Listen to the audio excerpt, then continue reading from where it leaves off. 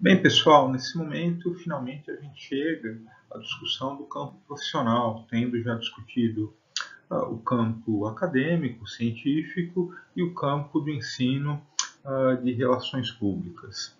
Bom, eu devo notar para vocês o seguinte: eu estava atualizando a aula, e daí eu percebi que, para efeito de não ficar um momento muito cansativo para nós na discussão do campo profissional, eu separei no campo profissional só basicamente ligado a dados brasileiros e daí eu vou desdobrar numa aula um pouquinho menor, com bem menos informação, bem menos discussão, com questões globais da profissão de relações públicas ou profissional de comunicação organizacional. Né? Então, gente, nessa aula eu discuto basicamente três textos. Um grande levantamento latino-americano com profissionais de relações públicas e comunicação organizacional. Um pequeno artigo, até publicado num periódico não científico, só que ele é um bom trabalho, tem dados interessantes sobre a profissão e como ela é vista por estudantes e profissionais, do Samir Paz, que está aí no Medium. No ambiente está todos esses links, tá, os textos para vocês poderem acessar. Tá? E, por fim, outra pesquisa geral, só que dessa vez focada em profissionais aqui do estado de São Paulo, e o trabalho também tinha uma preocupação de pensar questões de formação, como formação está se articulando com o campo estritamente profissional, o mercado de trabalho. Né? Então, a discussão é alicerçada nesses três textos. Bom, então eu vou ter o objetivo aqui dessa videoaula apresentar para você quem são, o que fazem, o que pensam os profissionais brasileiros de relações públicas e comunicação organizacional. De certo modo, então, evidenciando algumas tendências dessas áreas no país. Nessa aula, falo muito pouco de comparação internacional. Na aula que vem, portanto, haveria sim um espaço maior ou algo mais interessante para falar, comparar um pouco mais a realidade local com tendências internacionais. Bom, eu preciso notar um negócio que é muito importante sobre todas as pesquisas que eu vou estar falando para vocês. Elas são quantitativas, mas elas possuem um caráter de conveniência. Elas foram feitas através de link, que era o link ou e-mail enviado para as pessoas, mas sem exatamente ter construído uma amostra que possa dizer que é 100% representativa dos profissionais. Né? Para fazer algo totalmente representativo, eu precisaria ter o cálculo de todo mundo que trabalha efetivamente em relações públicas, e teria que amostrar direitinho e obter respostas a partir de uma amostra que eu compusesse. O problema das amostras de conveniência desse tipo é que eu mando, quem quiser responder, responde e tal, só que às vezes ocorrem vieses, ou seja, grupos muito interessados em responder, respondem, e esses grupos, de repente, eles vão aparecer superestimados no resultado que, portanto, não vai ser totalmente fiel ao que poderíamos entender como a generalização desse resultado. Né? De qualquer maneira, esse tipo de levantamento sobre o mercado profissional nos mostra questões que o caracterizam, sobretudo os dados opinativos que as pessoas fornecem, ajudam a entender percepções que os profissionais têm em relação ao momento mais contemporâneo do nosso mercado de trabalho, em relações públicas e comunicação organizacional, enfim, tendências que os indivíduos projetem para esse mercado, etc. Né? Então, feita essa observação, vamos começar. Eu vou falar para vocês uma série de dados e vou convidar vocês o tempo todo para olharem esses dados e ficarem pensando, refletindo o que eles significam a mais para vocês enquanto estudantes e futuros profissionais desses campos. Né? Bom, tá. Primeira pesquisa, primeiros dados que eu apresento para vocês dessa monitor latino-americano. Os dados dos profissionais brasileiros, que foram 200 indicaram a maior parte deles trabalhando nas grandes cidades, São Paulo, Rio de Janeiro e Brasília, 40%, mulheres, 80% de quem respondeu. A maioria dos profissionais tinha pós-graduação, o que é um dado interessante. Talvez você possa pensar que essa seja uma tendência, o profissional da área procurar mais formação. 24 trabalhavam no setor privado, 31 no público, 10,9 em ONGs, 17,4 em agências.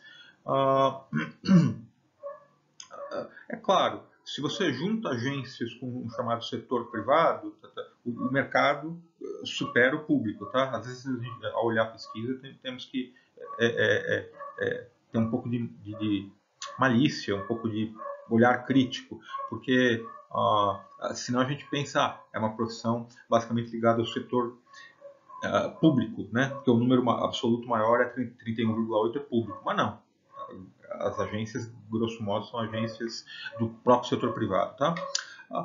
Por outro lado, apenas 5% eram os consultores autônomos, do pessoal que respondeu a pesquisa, né? A maioria afirma receber menos que $10 mil anuais, né? E as rendas mais altas seriam alcançadas apenas por 11,4% desses profissionais. Rendas mais altas seriam mais que $21 mil e até 30 mil. Né? Baixo envolvimento com entidades associativas, profissionais, embora a maioria esteja registro no sistema CONFERP, né, as Confederações de Relações Públicas. 24 atuam em organizações privadas, 31 no setor público. Desculpa, aqui sem querer eu estou até repetindo um dado que é o dado que eu já falei, né? Bom, agora avançando para dados um pouco mais específicos, grau de satisfação desse profissional, como ele vê o mercado e tudo mais. Bom, a maioria afirma que trabalha mais horas do que o contratado. E isso parece, na discussão dos autores dessa pesquisa, se correlacionar a certos índices de satisfação dos profissionais. 70 não estão totalmente satisfeitos com o que fazem. Por outro lado, os profissionais afirmam acreditar que fazem atividades interessantes. Quanto à relação entre a adequação entre salário e o trabalho efetivo realizado, se dividem. Tá? Um terço acha que é condizente, um terço acha que não, e um terço está intermediário. Né? Bom, de modo geral, eles estão satisfeitos. 65,7% concorda com essa ideia. Embora os indicadores brasileiros dos profissionais, quando compara com os demais latino-americanos, mostram o profissional brasileiro menos satisfeito que os demais, com a maioria dos outros países. Né?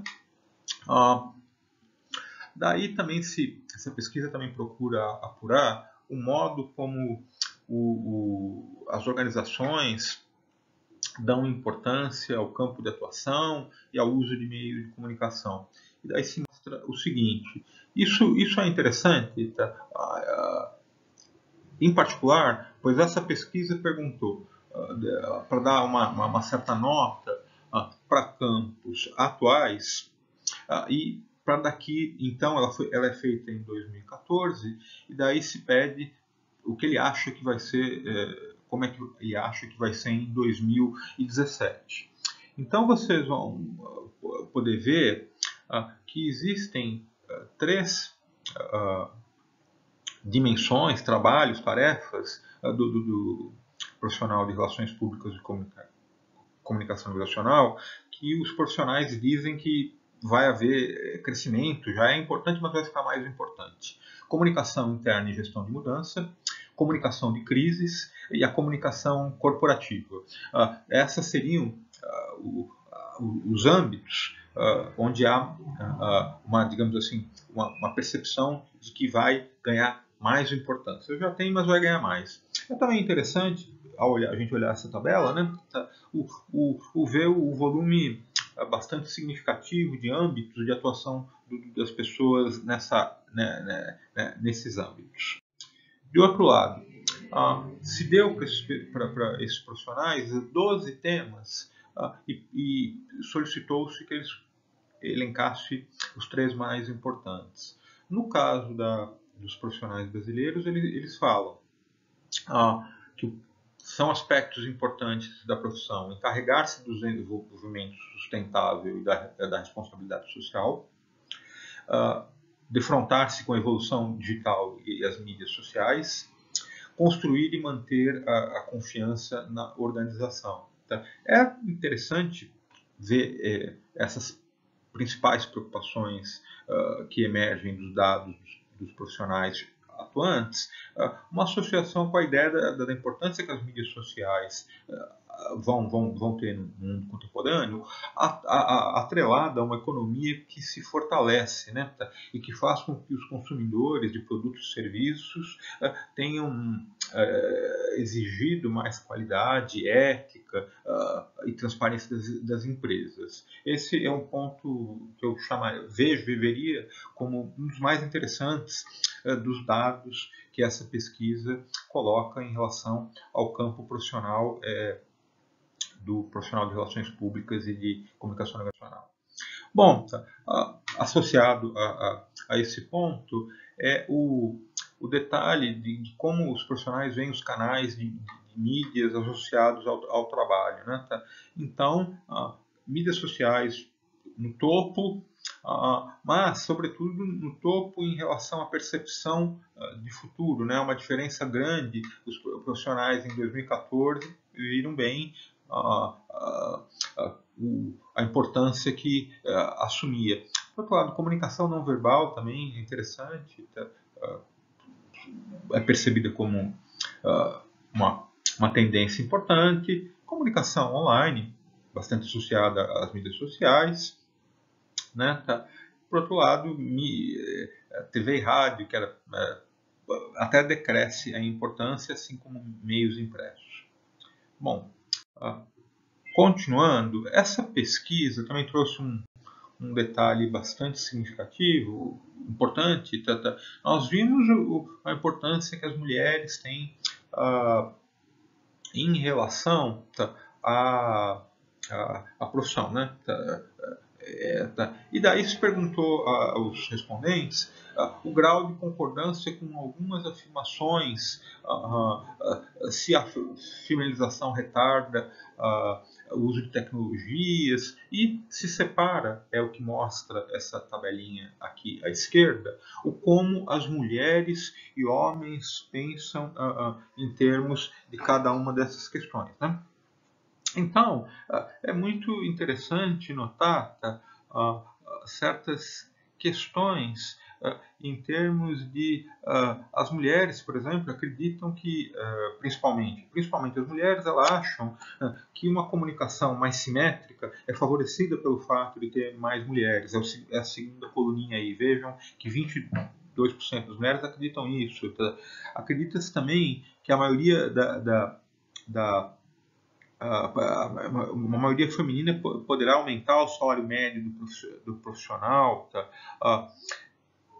também fomentar o profissionalismo. Por outro lado, há alguns estereótipos, como a possibilidade que a feminização da profissão mantenha uma certa fragilidade, uma imagem frágil da profissão e outras. Né? Bom, outra questão de gênero que vai aparecer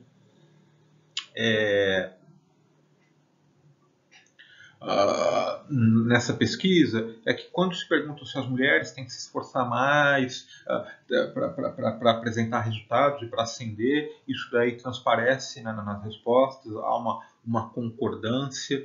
As mulheres teriam que demonstrar mais competência, mais trabalho para ascender profissionalmente. Esse é outro ponto no que diz respeito à relação gênero e profissão que essa pesquisa procura mostrar. Bom, o que vocês pensam? Daqui a pouco, quando a gente discutir, a gente poderá falar sobre isso. pesquisa, que é a do PAS, aquele artigo do Medium que eu falei. Tá? Curiosamente, ele chega a dados muito parecidos de homens e mulheres, só que ele inclui estudante também. Né? Tá? Ele vai, então, mostrar quem está atuando por contrato, estágio, que está incluindo estudantes, quem é só estudante, o universo dos freelancers, e também aqui ele coloca a figura dos empreendedores, que não surge ainda não está na outra pesquisa. Né? Mas talvez seja uma tendência, enfim, é algo que precisa pesquisar mais, o que é esse empreendedor em relações públicas. Né? Outros dados dele, tá? 72 empresa privada, 17 pública e 10 terceiro setor. Tá? Parece que em termos de empresa privada está maior que nas outras pesquisas. Enfim, acho que é o rearranjo e quem respondeu vai ser responsável por isso. Uma coisa que eu também acho interessante para mostrar para vocês e que vai corroborar alguns aspectos que nós vimos na outra pesquisa sobre o campo multidimensional de atuação das relações públicas é quando ele fica obtendo dados de atividades profissionais das pessoas. Né? Então, o leque de dimensões dessa pesquisa vai surgir muita coisa, bastante atividade. Eu tenho a impressão que ele deve ter pedido só a atividade principal, tal. Então, também não ajudamos. É possível que uma pessoa trabalhe fazendo planejamento e fazendo redes sociais, enfim. Mas o fato é que se indica por por tendências de mercado como essa pesquisa, uma certa necessidade de uma competência ampla em muitas atividades, mas ao mesmo tempo tem um aspecto positivo no sentido que provavelmente o profissional de relações públicas tem um leque amplo de coisas para fazer e possibilidades profissionais. Né? Bom, tá.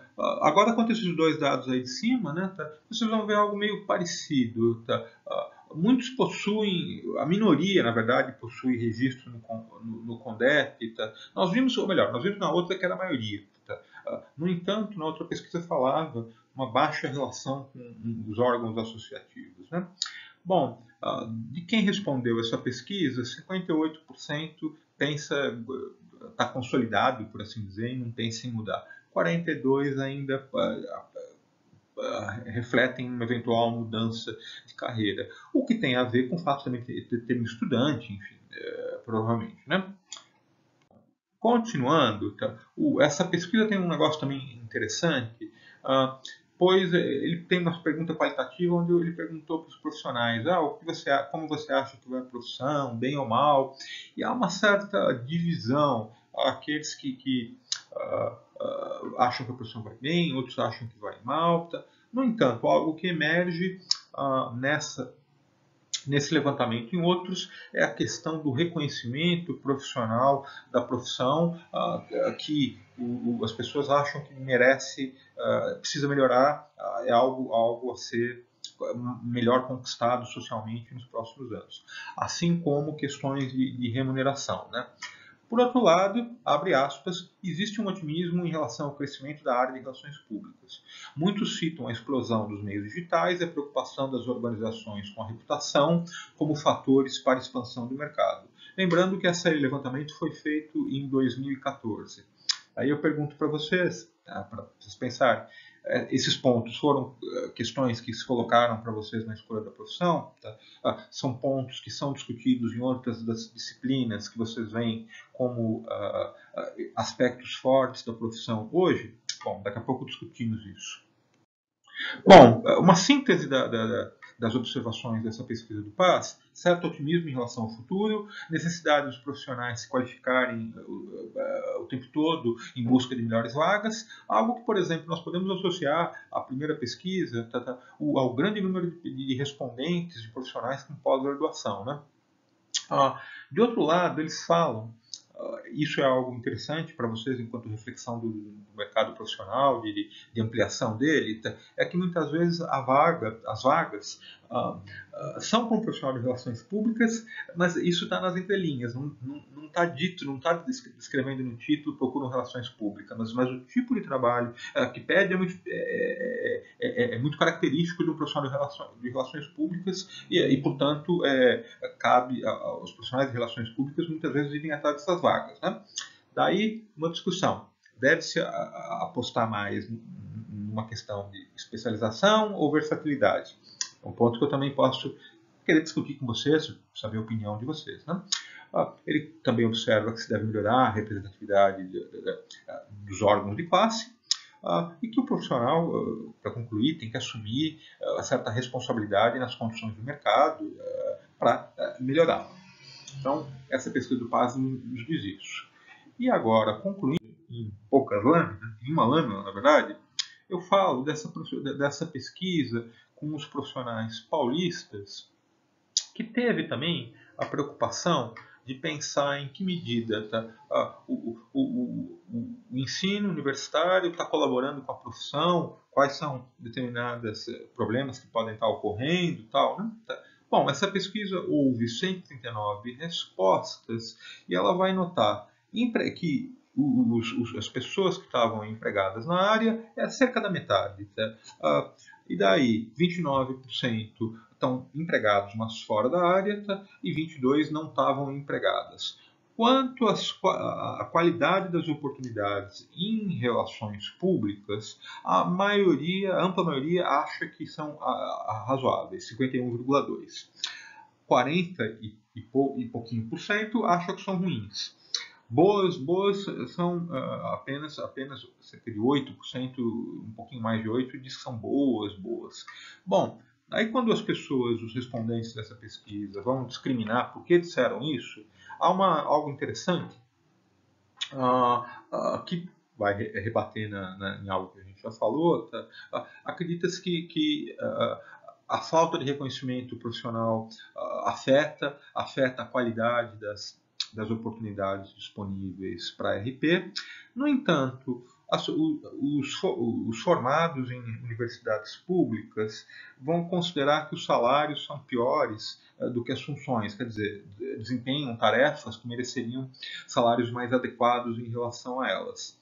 Já os formados em relações públicas de universidades privadas reclamam de falta de espaço no mercado de trabalho e exigência de maior qualificação. Então, esses são os tipos de discursos que vão se colocar por formados de universidades públicas e formados de universidades privadas em relação à ocupação de mercado de trabalho. De certa maneira, talvez isso daí esteja refletindo uma certa, digamos assim, maior facilidade no formado de relações públicas se colocar. Ele se coloca, mas ele tem uma crítica, uma queixa a como se dá essa colocação. Já o formado das universidades privadas, ele percebe uma maior exigência de qualificação dele próprio, talvez um ensino com certos problemas, e daí o artigo vai discutir, então, alguns gaps que se percebem na formação. Nesse momento do artigo, ele toca muito na questão da formação para os meios digitais, que, segundo a discussão, estaria um pouco defasado curricularmente. Eu acho que, para concluir, que a ECA, na reformulação do currículo de vocês, evidentemente, procurou pensar em questões de mercado profissional para adaptar o currículo, né?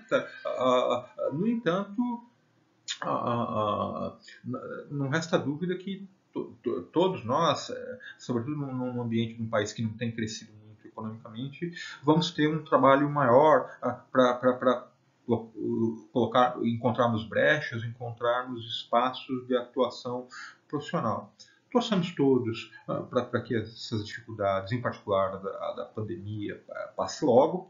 Eu acho que vocês, como estudantes de primeiro ano, são até, entre aspas, beneficiados. É muito melhor estar numa situação como essa, começando um curso, no meu entender, do que estar acabando um curso e estar querendo entrar no mercado profissional, né? E, claro, Fiquem atentos às necessidades de formação que muitas vezes roubam o espaço profissional do relações públicas. Então, um detalhe que transparece às vezes em muitas dessas pesquisas é o fato de funções mais princípios de relações públicas serem ocupadas por profissionais de outras áreas da comunicação. Bom, entre os pontos que vai se colocar às vezes certas qualidades que, por exemplo, o profissional do jornalismo tem, escrever bem, se manifestar bem em redes sociais, tal, que às vezes prejudica o formando em relações públicas. Então, o ponto, o conselho, a tarefa de vocês nesses anos formativos de vocês, procurarem ter a melhor formação possível, uma segunda língua é muito importante, uma redação de qualidade e com a capacidade de escrever, às vezes em tempo curto, sob pressão, todos esses pontos que vão indicando aqueles lugares aos quais vocês querem ir se colocar no mercado do trabalho, né? Então, concluo essa videoaula com essa apresentação desses 3 textos e daqui a pouco estamos discutindo eles. E como eu disse, na próxima aula vamos falar um pouco, menos do que na discussão de hoje, sobre tendências internacionais para comparar um pouco com a questão brasileira, tá bom? Então, até para vocês.